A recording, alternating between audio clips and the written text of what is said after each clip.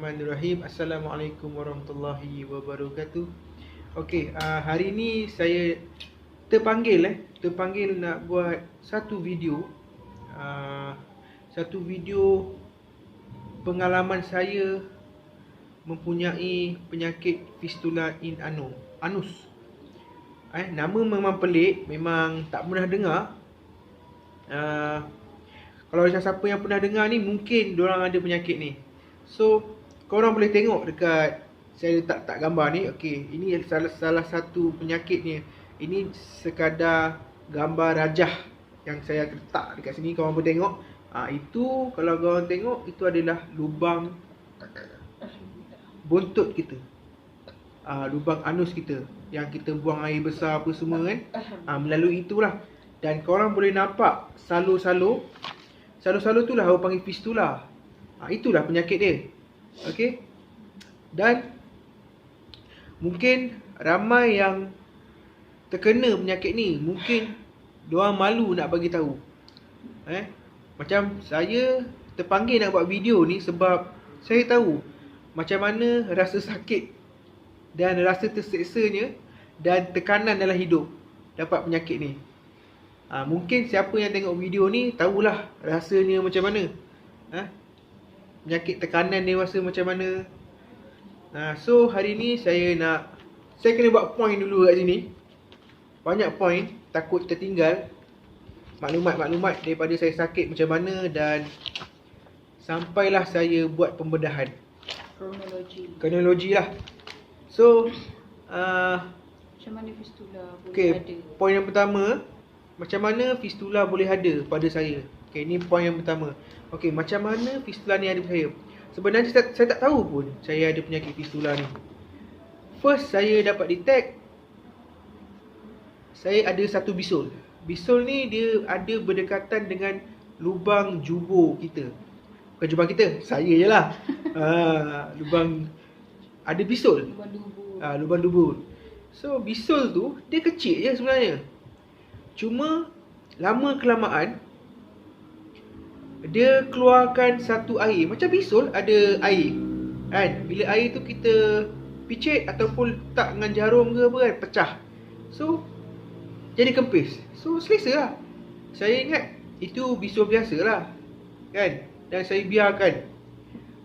Masa tu tahun 2015. Saya biarkan. Ingat perkara biasa.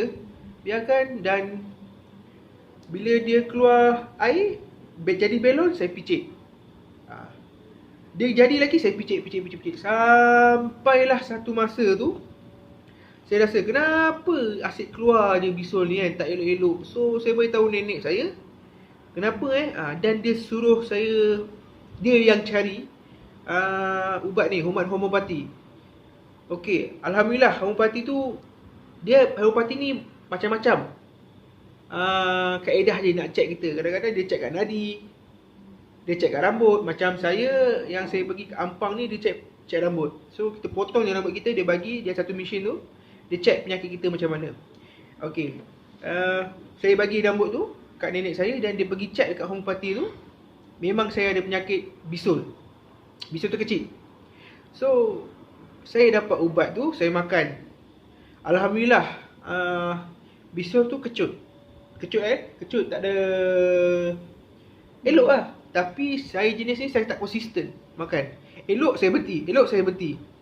Dan bila macam tu berlarutan dalam 6 bulan, setahun, saya biar. Lama kelamaan dia rasa sakit. Rasa macam kenapa benda ni kenapa dia ada dekat sebelah lubang dubur, kenapa. Dan saya pergi ke klinik swasta, tunjuk kat doktor kenapa saya rasa sakit macam ni kan. Lepas tu pergi klinik tau. Pergi klinik biasa. Klinik biasa, klinik swasta. Dan doktor cakap ini buasi. Buasi. Saya pun buasi kan. Lepas tu doktor bagilah ubat buasi. Makan, tak ada apa efek. Benda yang sama juga berlaku. Kenapa? Saya pelik kan. Pergi lagi kan. Cakap buasi. Pergi klinik lain, buasi. Padahal itu bukan buasi sebenarnya. Saya tak tahu penyakit fistula, saya tak tahu. Lepas saya dah pergi klinik apa semua tu, saya tahan macam biasa. Tapi kemuncak saya sakit tu selepas saya main basikal. Kita orang aktif lah main basikal apa semua. Lepas main basikal tu, itu kemuncak dia. Memang sakit lepas tu. Dia rasa panas, dia rasa pedih dan menanah kan. dia menanah. Kan? Dia rasa tak selesa. Rasa tekanan. Mungkin korang yang tengok video ni, korang ada perasaan tekanan tu. Saya tahu sebab saya dah pernah alami. Kadang-kadang kita jadi pemarah. Kita jadi tak selesa, kita rasa macam nak marah je hari. Buat kerja apa semua tak jadi. Kan? Macam tak boleh nak fokus. Buat ni tak kena, buat tu tak kena. Saya tahu. Kalau korang tengok video ni, korang yang ada penyakit ni, saya tahu, saya dah alami dah benda ni. Cuma kita kena bersabar je.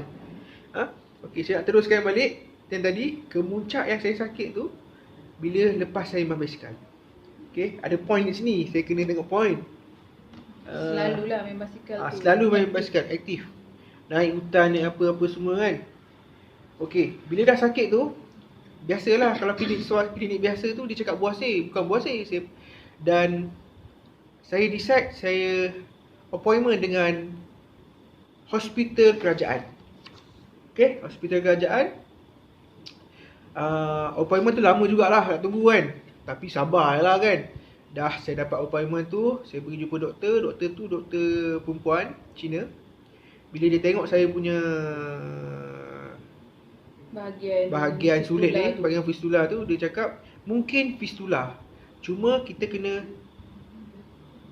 tembak, cucuk untuk tengok betul ke tak betul salur tu. Tapi bukan masa tu juga kita dapat buat benda tu. Next appointment. So next appointment dia bagilah tarikh. Saya sabar tunggu je kan. Tapi bila dah lama sangat nak tunggu appointment hospital kerajaan tu, kebetulan penyakit ni saya ada cerita dengan pakcik saya. Pakcik saya tu kawan dia pun ada penyakit fistula ni. Dia ada cerita kat saya pengalaman dia macam mana, proses dia macam mana. Nama dia fistula kan. Dia cerita sebab kawan pakcik saya ni operation yang pertama dia dah selesai, tapi dia datang balik penyakit tu. Lepas tu dia cerita balik, dia buat operation kali kedua, dia dah sembuh. Macam mana boleh sembuh? Dia cakap salur tu dia ikat. Sebelum ni dia potong biasa je operation pertama, yang kedua tu dia ikat. Dan saya pelik juga, kenapa ikat? Kenapa dia tak tahu teknik apa tu kan? Cuma dia bagi tahu ikat sahaja. Dan saya apa lagi? Search lah kat Google, kat YouTube apa semua. Apa yang ikat fistula ni? Cari. Saya dapat satu kat YouTube rasanya. Satu artikel ataupun kat Google lah. Dia menyatakan fistula ni macam-macam kaedah. Dia punya untuk rawat, untuk operation ni macam-macam kaedah. Saya tengoklah kaedah yang tradisional operation lah. Potong macam ni. Dan saya tengok dia ikat. Saya sepatutnya ikat. Okey, saya dapat teknik tu, nama dia teknik lift. Teknik lift, L-I-F-T, lift, teknik lift. Saya search kat YouTube, tengok teknik lift ni apa benda. Betul. Dia operate, dia potong tengah antara jubur dengan lubang dubur dengan lubang fistula tu, dia potong tengah-tengah, dia cari salur tu, dia ikat, dia potong dan dia ikat dua-dua sekali untuk tak bagi tembus. Tapi luka lah, kena tengok luka tu memang lambat baik. Tapi macam biasa, kalau orang sakit dia redha je, sanggup nak buat apa pun, asalkan tak nak dah ada penyakit ni. Sebab pengalaman saya, penyakit ni bila kita buang air besar, kalau solid tak apa, bila cirit, lubang najis, air najis tu dia akan masuk lubang yang terjadi lubang fistula tu. So ada dua lubang. Bila ada dua lubang, bila air tu masuk kat lubang fistula, dia akan terkumpul sana. Bila terkumpul, dia akan jadi kuman. So bila dia jadi kuman, dia akan jadi nanah. Bila jadi nanah, dia nak keluar tang mana? Dia keluarkan tang bisul tu lah. Bila tang bisul tu dia keluar, sakitlah kita. Bila lega je, kita kena cucuk dia bagi keluar nanah tu. Tapi sampai bila? Kan, selagi kita buang air besar, air najis masuk, dia jadi. Melainkan tak ada salur tu, doktor mungkin boleh buang bisul tu sahaja. Tapi ni dah ada salur. Fistula ni salur. Okey, salur ni nak kena buang. Kalau ada, dia akan sentiasa jadi nanah, jadi. Okey. So, itu sedikit tentang fistula. Dan bila appointment hospital kerajaan lambat, apa lagi saya kan, alhamdulillah lah, saya ada GL. Saya pergi terus ke swasta, ke Hospital Pusrawi, okey, untuk cek lebih dalam lagi apa penyakit saya ni kan, dan kena scan apa semua. Dan saya pergi jumpa doktor. Doktor cakap ini adalah fistula. Kalau swasta dia lebih detail, dan dia beritahu sikit-sikit kan, okey, ini fistula, dia beritahu. Okey, saya dah hampa lah alamak fistula, sebab saya dah search fistula ni macam mana apa semua. Saya memang down gila lah bila dia cakap fistula tu. Oh, cakap memang macam hidup ni tak bermakna lah. Buang waktu tu lah. Sebab saya dah search, memang penyakit ni nak kena buat bedah juga. Bila doktor tu dah bagi tahu saya fistula, takut lah. Memang takut. Memang kena sabar lah. Lepas tu bila doktor bagi tahu fistula, dia cakap, okey, awak kena buat sinogram. Sinogram ni dia kena scan. Dia kena tembak macam injection, dia akan cucuk kat lubang fistula tu. Ada cecair. Dia tembak dan air tu akan pergi ke mana? Laluan fistula tu laluan ke mana? Jauh mana? Dalam mana? So kena buat benda tu. Kalau tak buat, kita tak tahu lubang fistula tu dalam mana dan berapa banyak. Dari pengalaman saya search dekat Google, kebanyakannya orang tak buat scan ni, sinogram ni, orang tak buat. So diorang buat operation terus.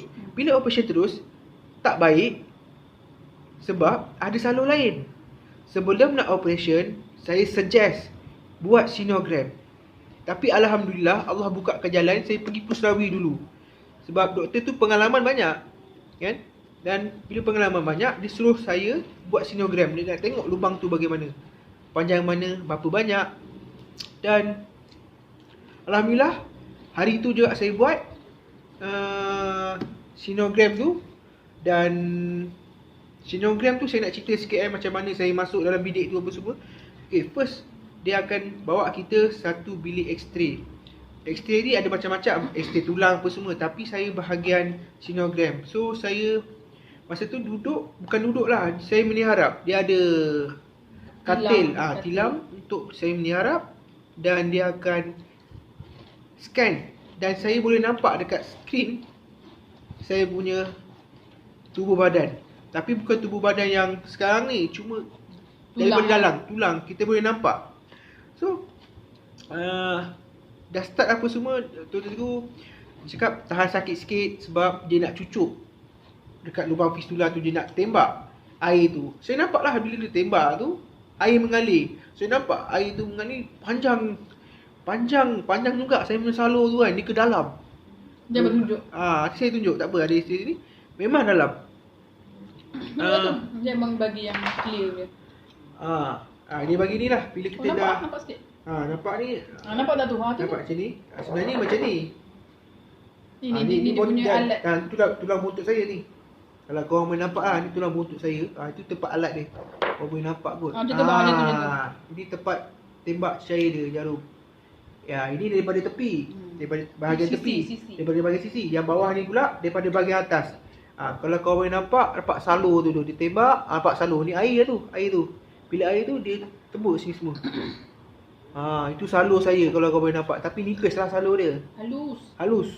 Alhamdulillah halus. Jangan besar. Ada orang yang lubang dia besar.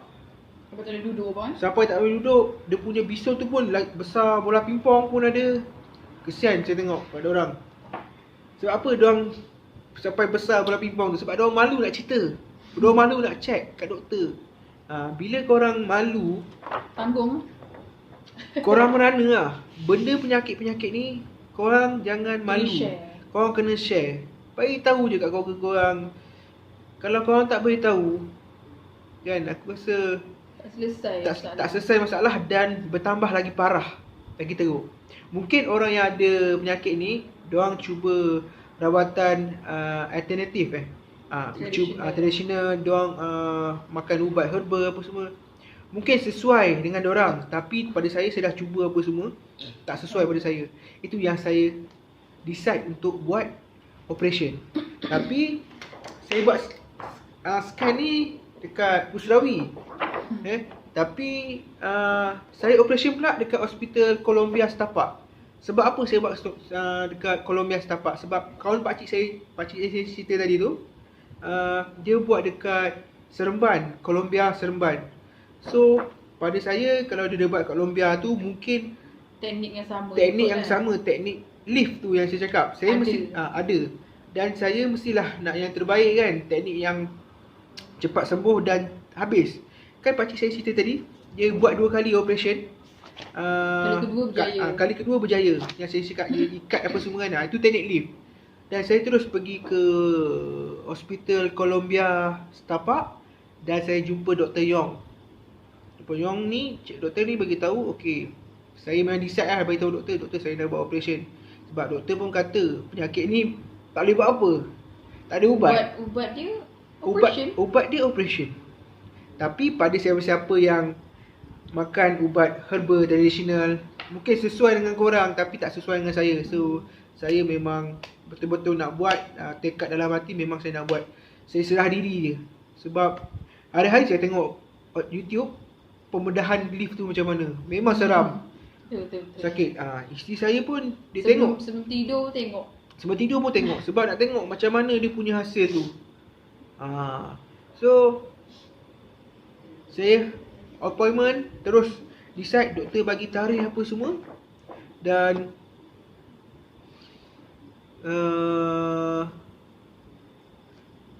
hari tersebut saya dah datang, saya pergi buat lah operation. Dah selesai apa operation semua. Operation dalam berapa jam juga? Dalam masa 2 jam juga, lama. Sebab saya punya lubang fistula tu dalam.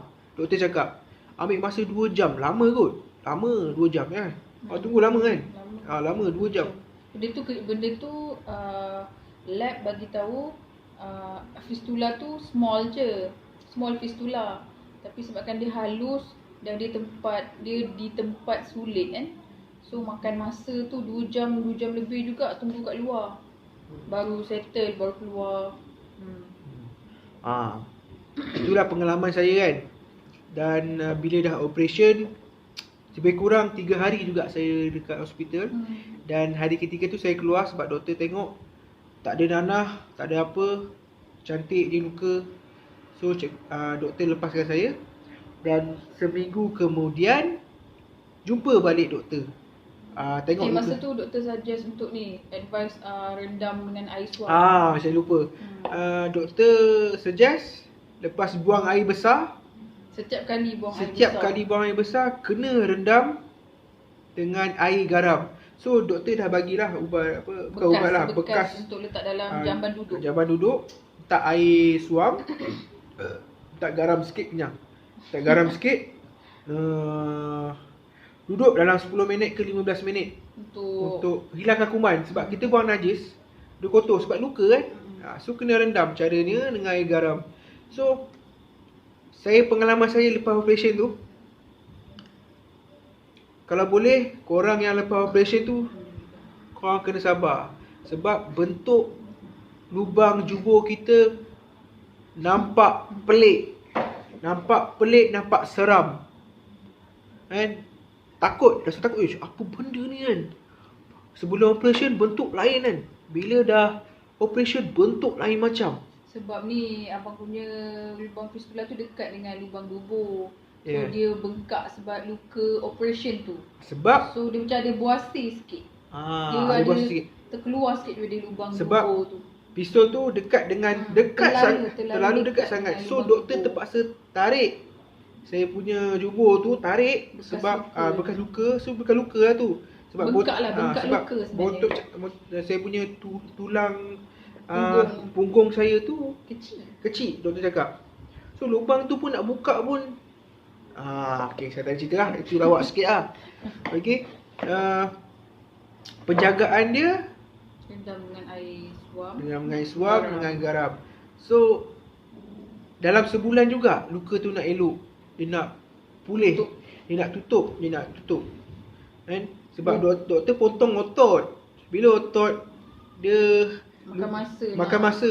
Luka memang dalam sebulan. Tapi bila luka dah elok, Dalaman tu. dalaman tu korang akan rasa otot tu bila korang duduk tak selesa. Doktor bagi tahu dia melibatkan kelenjar kan. Melembabkan kelenjar dekat punggung. punggung tu, otot Dekat tu kan. laluan najis tu macam tu kan. Dalam sebulan je luka saya elok, tapi Dalaman tu selesa keselesaan tu kurang. korang jangan expect korang akan dapat sebulan. Tak, luka tu sebulan je, betul. Tapi nak bagi rasa selesa betul-betul 6 ke 7 bulan. Sebab apa saya cakap macam tu? Sebab bila kita buang air besar, dia nak elok macam mana? Asyik buang air besar, dia lalu. Macam mana dia nak elok? Kalau luka biasa kat sini, dia tak bergerak. Bila tak bergerak, dia boleh pulih. Tak basah kan? Tak basah, tak apa. So bila melibatkan tempat sulit ataupun tempat pembuangan najis, hari-hari dia keluar, so dia kacau tempat tu nak elok. So dia ambil masa 6 bulan daripada pengalaman saya. 6 bulan. Korang kena sabar. Saya tak sabar masa tu. Marah apa semua. Waktu tu waktu raya kan. Nak balik kampung pun rasa macam Tak tak ada mood. ada mood, macam tak raya lah. Tapi kita kena sabar sebab penyakit ni kita tak minta. Sebab penyakit ni ujian lah. Kena sabar. Dan apa lagi saya nak cerita? Itu sajalah kot pengalaman saya. So sekarang dah setahun 2 bulan. Sekarang dah setahun 2 bulan. Alhamdulillah. Alhamdulillah badan mudah besar. Dulu saya kurus. Sebab dalam penyakit tu saya kurang dah exercise. Bila kurang exercise, badan naik lah. Mungkin insya-Allah lepas ni nak kat bulan puasa dah ni, lagi 5 hari ke 4 hari lagi ni. 4 hari ke 3? Senin, Selasa, Rabu, Khamis, Jumaat 4 hari lagi. Dan 4 hari lagi insya-Allah dengan amal ibadat apa semua kan, bolehlah kurang sikit makan tu. Bila saya tahu perasaan korang macam mana. Bila kau ada penyakit ni, kau rasa tak selesa, kau rasa hampa, kau rasa dah give up, rasa dah diri, kecewa dengan diri sendiri. Kenapa aku dapat penyakit ni? Kenapa yang aku yang kena? Kenapa tak baik-baik? Kenapa tak baik-baik? Korang kena sabar sebab Allah sayang kita, itu je.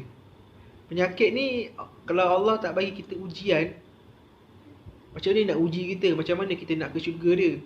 Kan? Kita tahu kita manusia biasa. Kadang-kadang kita ada perasaan give up, jatuh, rasa macam tak bermakna lah hidup aku ni. Tapi korang kena sabar. Itu je saya boleh kata.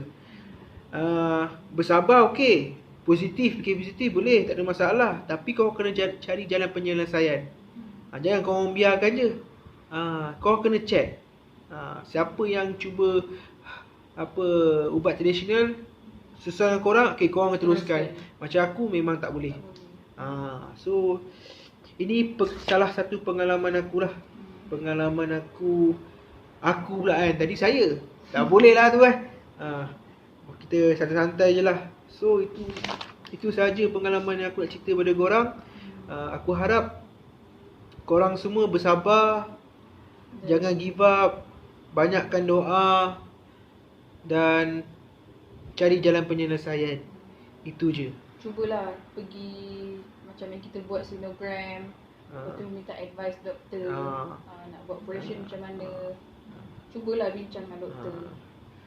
Untuk rumusan semua sekali ni, apa yang aku nak beritahu, first kau pergi doktor, kau buat sinogram tu dulu. Jangan terus operation, jangan terus. Kau akan silap langkah nanti. korang buat step by step. Jangan buat step by step apa yang aku cerita tadi, baru korang decide buat solat istiarah ke apa, benda apa yang baik. Aku buat istiarah dulu sebelum aku nak operation. Allah mudahkan jalan aku. So itu sahaja. Aku harap perkongsian daripada aku sendiri, pengalaman sendiri. Sebab kat Malaysia, kat YouTube penyakit fistula ni tak ramai orang nak share. Tak ramai orang nak share sebab malu. Kot. Malulah kot. Tapi aku dengan rasa terpanggil, rasa rendah diri, rasa macam kesian kat siapa yang kena tu. Aku sedih gila, seriously. Tak tipu korang. Tu aku share dengan korang. Sebab aku dulu masa sakit tu pun aku cari kat Mak Saleh je ada.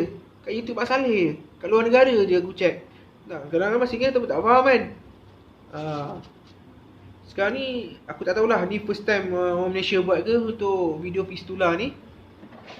Dan itu sahaja. Aku harap, aku doakan korang baik-baik saja, sihat selalu, InsyaAllah. Okay. Selamat menyambut bulan Ramadan. Selamat menyambut Ramadan. Dan itu je lah. Okay. Semoga video ni bermanfaat kat korang. Dan siapa-siapa ada penyakit ni, korang banyak-banyakkan berdoa dan usaha cari jalan penyelesaian. Itu sahaja. Okay. Terima kasih. Assalamualaikum warahmatullahi wabarakatuh. Bye.